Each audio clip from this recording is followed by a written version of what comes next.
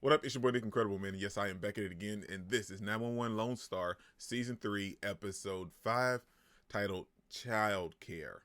Weird title, but I can see it. Let's talk about this episode, man. Yo, fight until you make it, yo, don't think it, no, just take it. Don't wait for someone to break it, take control, then don't just take it. Hey, you can make it happen, you just gotta take some action. Take the ship and be the captain. This was another very good episode, in my opinion. It had a lot of stuff in it, but then overall, like, the ending of the episode ended in such a wonderful thing. It kind of just gave me high hopes. You know what I'm saying? The beginning of this episode, we see that this kid comes up to the fire station and he wants to talk to Mr. Judson Ryder. Now, from the jump, when the kid walked into the store, I saw that he was kind of young. I was like, you know what? They're going to say that this kid is Judd's kid before he met Grace. Called it right off rip, straight from jump. I called it, and that is exactly what it was. And I thought it was going to be, well, possibly could be Judd's, or it possibly couldn't, but then the kid kind of laid into some facts, and when he did, Judd was like, you know what, man, you might be right.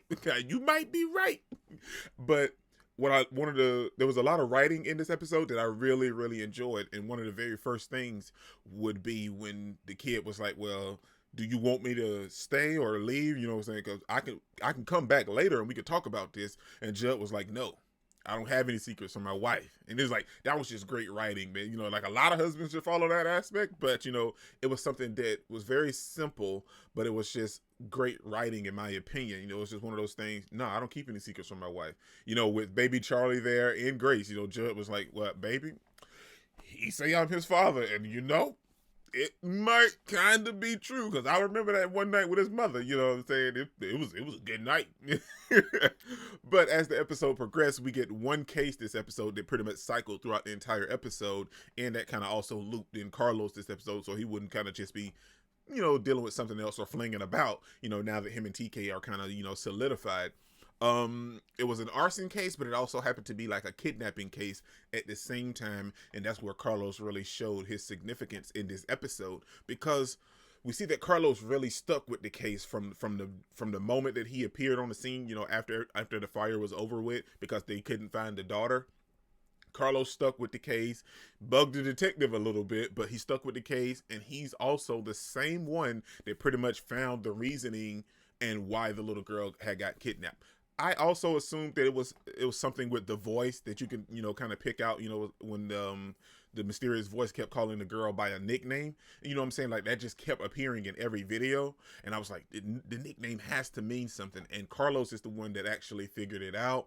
And at the end of the episode, we see that the detective kind of tells him that, hey, well, maybe you should try to take the detective's exam.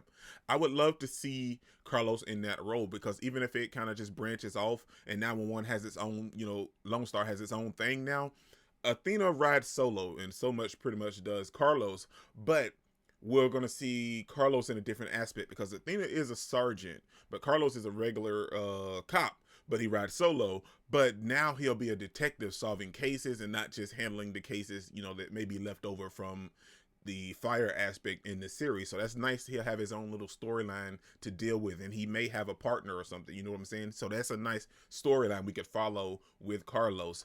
But the little girl, whoever it was, Mr. Whispers, which happened to be her babysitter that got fired or left or whatever, told this girl to set fire. And we see throughout the video, she's grooming her to be able to set the fire. She's making her cut her doll's hair and keep secrets from her parents and everything else like that. So she's grooming her to set the fire and ultimately try to kill her parents. The little girl didn't know that, but she took it as Mr. Whispers helping her. And next thing you know, here comes the fire, and we see Judd is already reeling with everything from, this kid that may possibly be his son. And, now he's thinking about his daughter at the same time, when we find out that there may be a little girl left in the house. Judd had to be pulled out of the fire because he was so concerned about this little girl. And, then Owen was like, hey, we can't leave you in here to, die. And you just gotta, I want to say maybe she's actually, for us, she's like, what, a week old, but it's been a couple months since then. So maybe like, I think 2 to 4 months. I think it's been 4 months since then. So she's like a 4-month-old.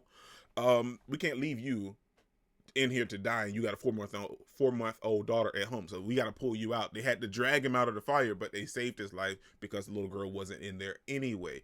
So we see that Judd he's reeling a little bit through this episode, because we also find out that Grace feels some type of way. Now this is where another aspect of great writing comes in for me, is when Grace kind of just tells Judd that, you know, she don't blame him because it was before they met, and she knows it's not logical, but at the same time she's a little upset and with him, you know, even though she knows that it has nothing to do with him. It's just that she really can't control it. And I love that, because, you know, a lot of times in real life, you know, you have a lot of reasons to where you're upset in situations, but you can't really define or explain these reasons for feeling this way, even if you know there's a logical explanation. You know, it's just, you're just angry.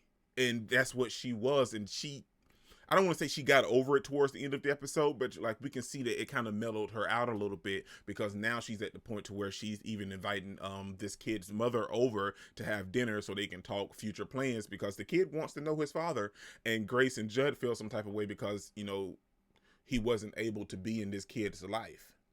And then we have Judd talking to Tommy to kind of get a sense and kind of handle what's going on, because he know that Tommy's daughter is, you know, they're going to have that whole life where their father's not in the picture anymore as well. And he's trying to get a handle and understand what he's dealing with and what's going on. And Tommy kind of gives him some retrospective in that aspect. And at the end of the episode, we see that whole interaction with Grace. I can't remember the kid's mom's name, and Judd having that whole interaction. And, you know, she's like, well, I was skeptical and was telling y'all to lose my kid's number, you know, because I would do anything for my son. But I mean, you got to understand where Judd's coming from too. He didn't even know he had a son out there. This is him and Grace. This is brand new to them. Like, she never told Judd. So my thing is, I understand you want to protect your son, but you got to kind of give these people the benefit of the doubt, since your son came and appeared on his own. And one thing I can say, I know you want to protect your kids, but lying to your kids is the worst thing possible, especially if they have to find out the truth from somewhere else. So just speaking in general, when it comes out like that, that's the worst thing, man. And, you know, that kind of wrapped up at the end, and, you know, Grace let her hold her daughter and everything. So that was just great in my aspect. It was great for me. It made me just have just a little butterflies and glitter. It made everything look all pretty like. But the rest of the episode, we're dealing with Owen. Owen is having a endless stand of one night stands. You know, what is it? What did they call it this episode? What was it? Owen one night stands, or Owen? Wait, a one night? No, a one night strand. That's what it was. A one night strand. I felt like that was hilarious, man. And huge shout out to Mateo. Mateo really shined in this episode. I love Mateo, man.